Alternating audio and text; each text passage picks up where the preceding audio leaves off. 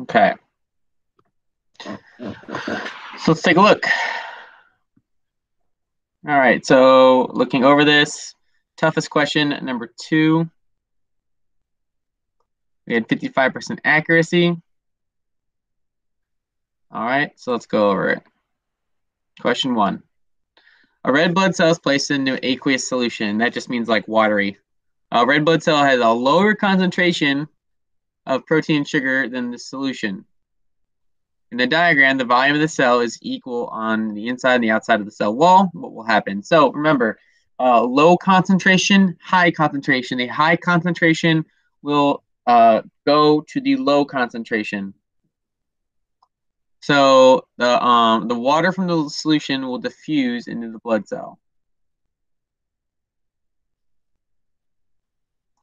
All right. So B right here, I don't know why it's doing all weird. All right, so the water from the red blood cells will diffuse into the solution. It goes from a high to a low concentration.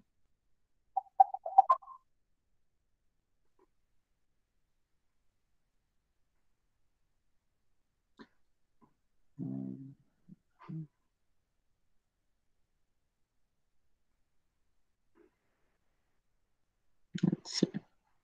All right, students from biology class to experiment with 4. The question is, which cells are eukaryotes?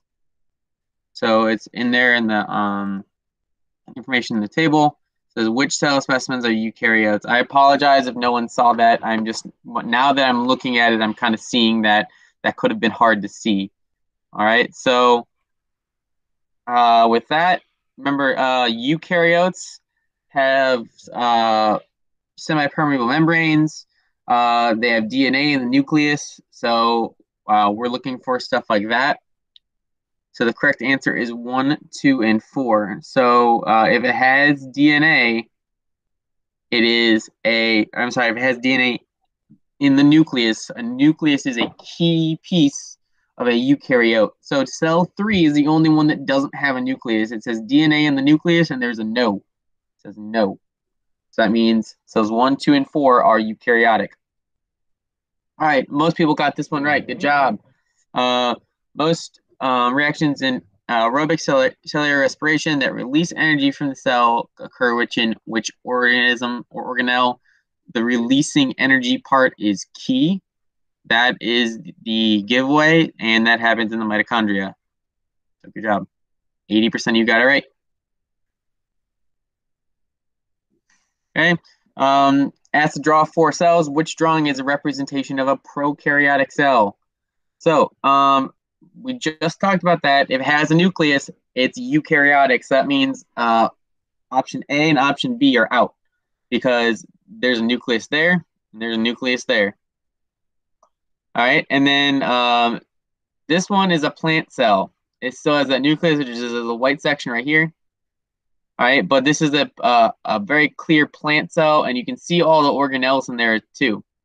So if it has organelles, that means it's not prokaryotic. Eukaryotics are complicated ones. Prokaryotics are simple ones. That leaves C. C is the correct answer. It has no organelles, and the DNA is freely floating inside the cell walls. All right, diagram here. It says which statement is accurate about these 4. It says 4 cells DNA sequence. If they are all part of the same animal, they will have identical DNA sequences. It says all part of the same animal. So that means they will have similar DNA sequences because they're all part of the same animal. If you read through them, DNA sequences and shapes don't really matter. They have different parent organisms. That's not true because it says it's the same animal. And then cell 1 and 2 have active genes, though they are from different body systems. That's not necessarily true either.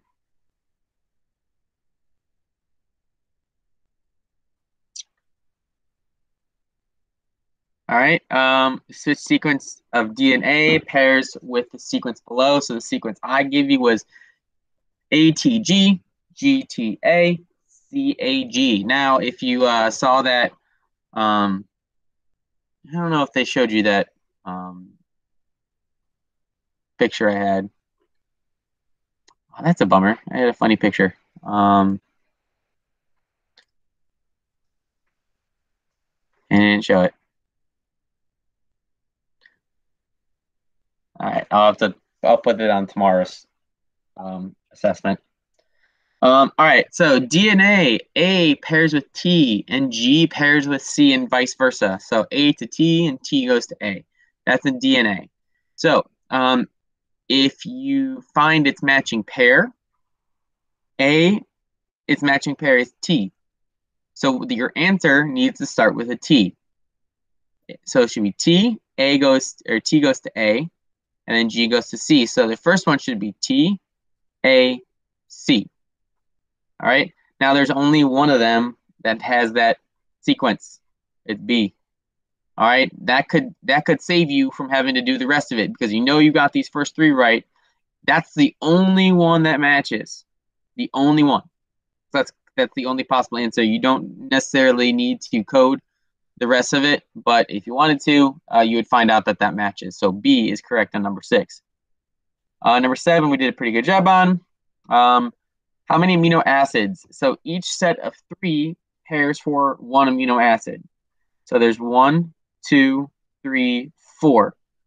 So there'd be 4 amino acids made from this chain.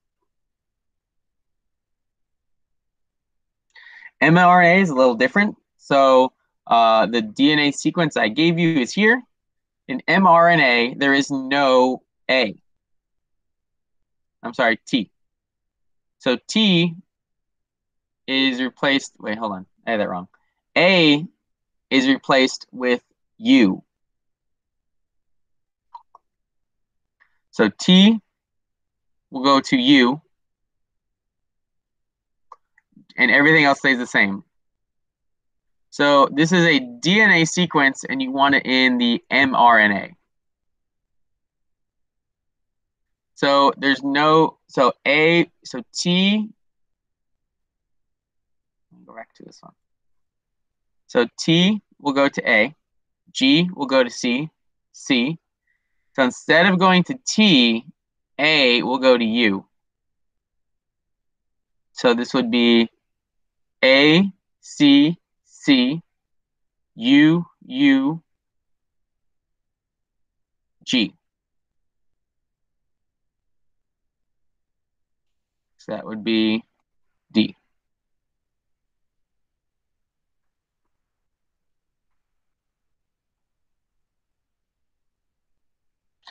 All right, so then based on that, if you have that amino acid group going on,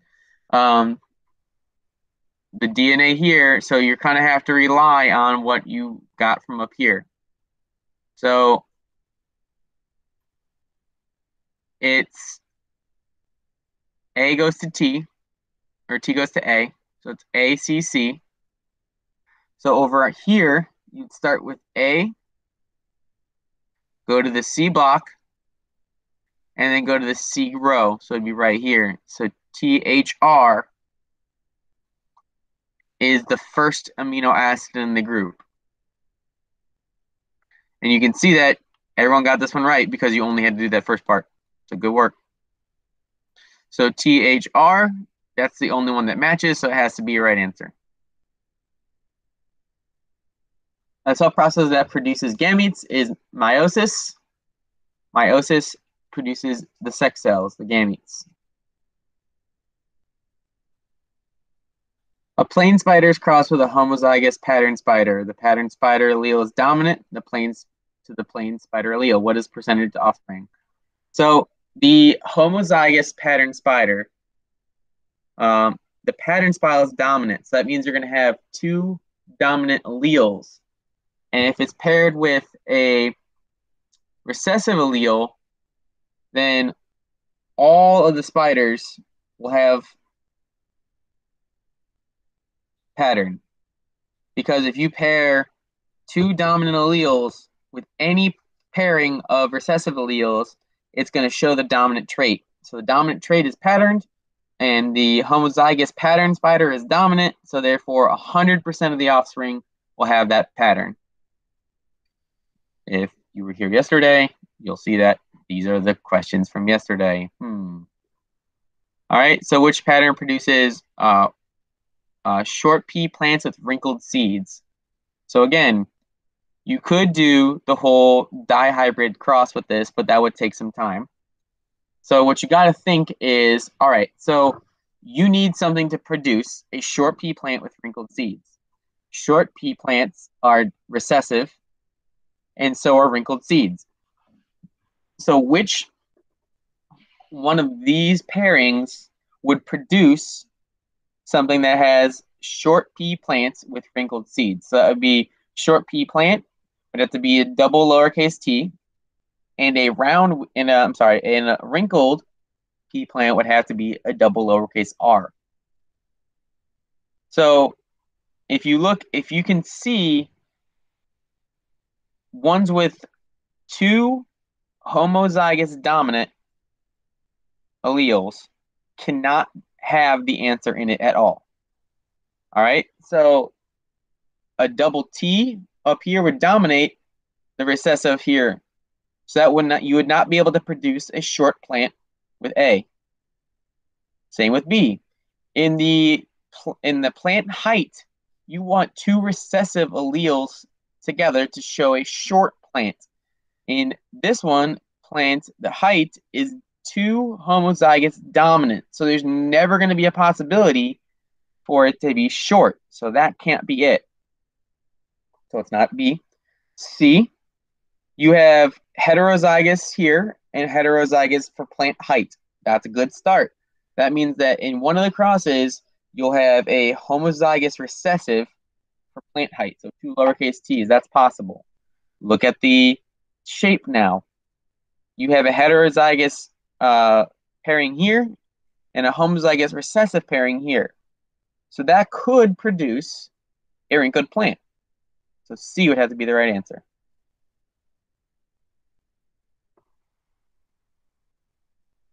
All right, so it says which genotypes below presented a cross with a heterozygous red shaped pair and a tomato plant that is purebred for red color. Now remember, purebred just means homozygous dominant. It means it's two of the same alleles. So if red food color is dominant and R is lowercase, or recessive for yellow, and then for the round shape, it's capital F. For the pear shape, it's lowercase f. So it says a cross between heterozygous red pear shape. So red, all right, is dominant. So which pairing here will have reds? So all of these will have red, so we're there. And then we want a pear-shaped.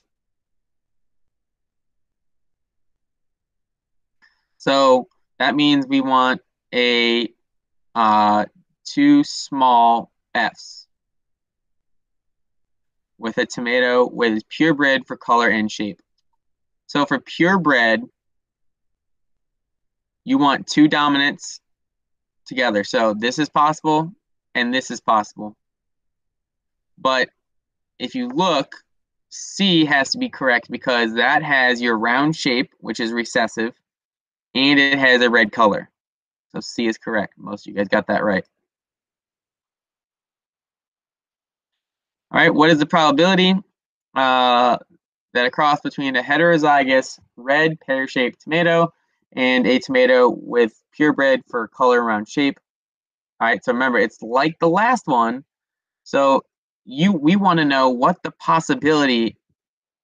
possibility be if we bred those two together, and it would come out to be red and pear-shaped. So think about the last question, and you have to read through this really slow. All right, I know this one's tough.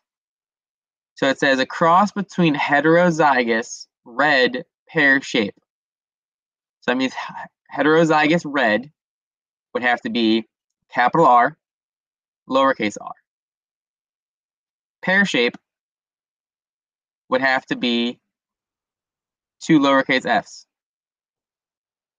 Then you're crossing with a pure bed for red color, just 2 r's, capital R's, and then round shape is the dominant, so that would be 2 capital F's. It wants to know what the odds of it producing a red pear-shaped fruit. So if you look up for our answer in the last one, which is here, so red is a possibility because when you pair these R's together, the dominant color red will always show up. So that means every fruit will be always red. However, it wants a pear-shaped offspring. When you have two dominant, homozygous dominant alleles over here, they're always going to dominate the phenotype for the other genotype. So that means there will never ever be a possibility for it to be pear-shaped. So the answer is 0.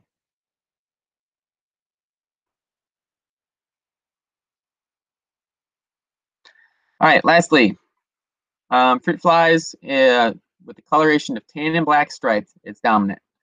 The solid black body is recessive. A biologist crossed a tan male with a female with a solid black body. Which observation can lead the biologist to the stated conclusion about the genotype? So which one of these is true? All right.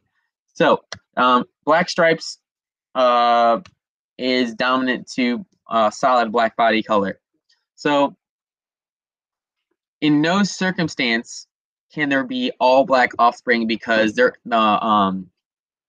male fruit fly is black with stripe, which is dominant, which will dominate the recessive genes of the female. So there is always going to be a tan offspring with these two paired together. So A cannot be correct.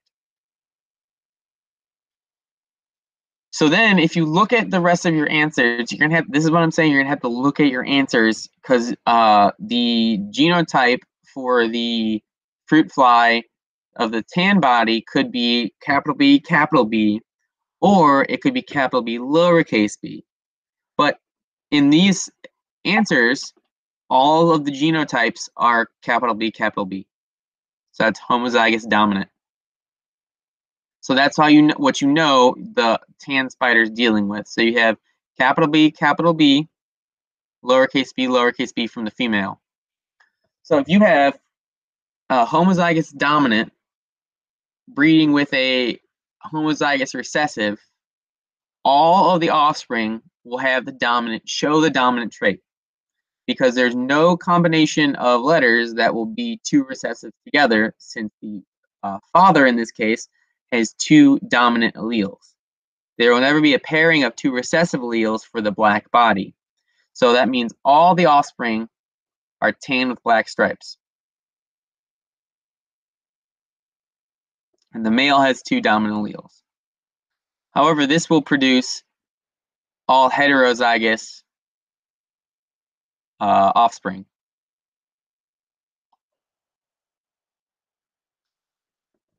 So I know that might have been a lot to take in. All right, that we're all done with that.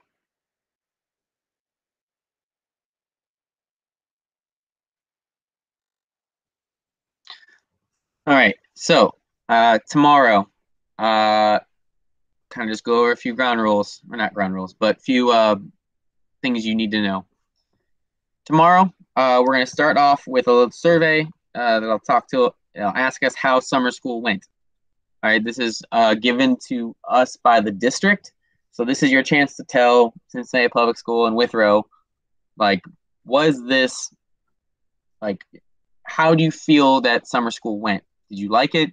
Is this something you could see yourself doing in the fall? But that's kind of really what they're looking for. They need to, no one knows what the fall is going to look like yet. So so what teachers want to know is this a viable or doable way for school for you guys? That's what the survey is going to be about. Then you're going to take the end of the month test, which is over everything that we've covered.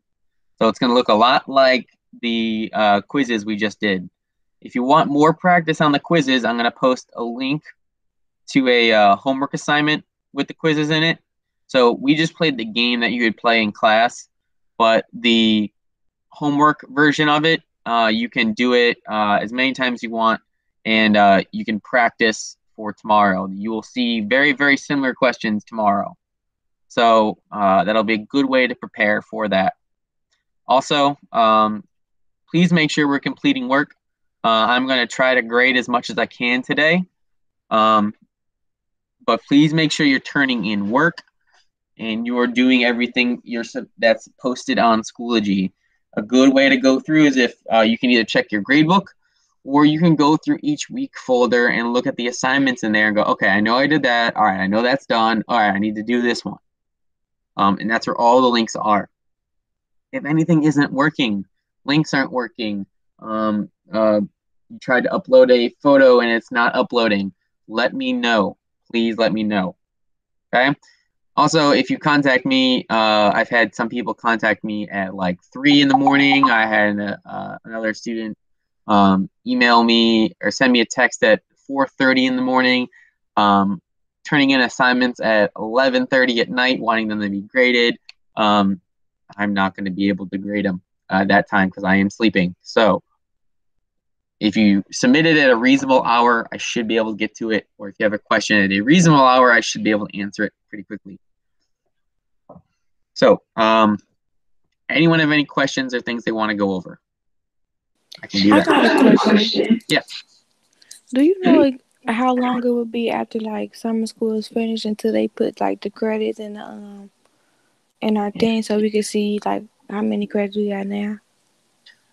That's a good question. I honestly don't know. It could be quick as soon as they run the grades, or it could be a little longer because they're trying to figure out what's going on with the next school year. Okay. But as long as you got a grade for it, it'll get in there at some point. Okay. Anything else?